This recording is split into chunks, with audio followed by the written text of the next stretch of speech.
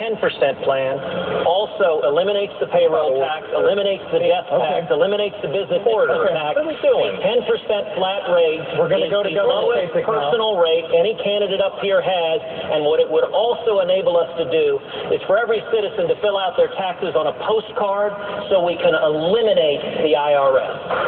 Okay, thank you, Senator. Governor Kasich, let's talk about marijuana.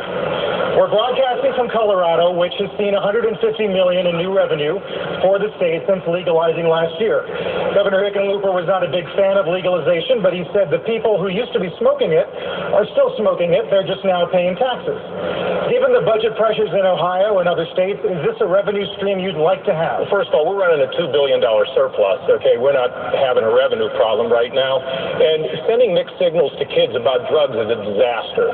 Drugs is one of the greatest scourges in this country. I spent 5 years of my administration working with my team to do a whole sort of things to try to rein in the problem of overdoses. And it goes on and on. We can do a whole show on that. I want to go back for a second, though, to this issue of income inequality.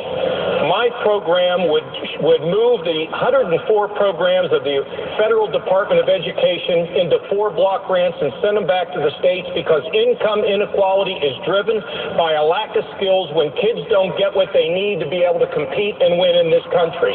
The fact is, in order to get this economy moving again, I call for freezing regulations for a year, except for the problem of public safety.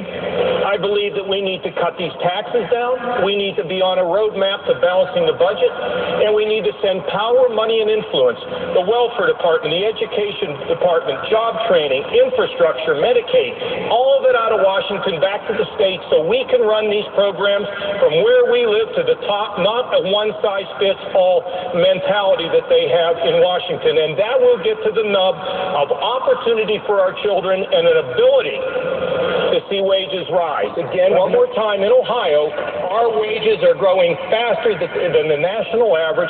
We've cut taxes, balanced budgets, changed the regulatory environment. Thank you, Governor. You want to fix America? This is the formula. It worked for Reagan, and it works for our team in Ohio.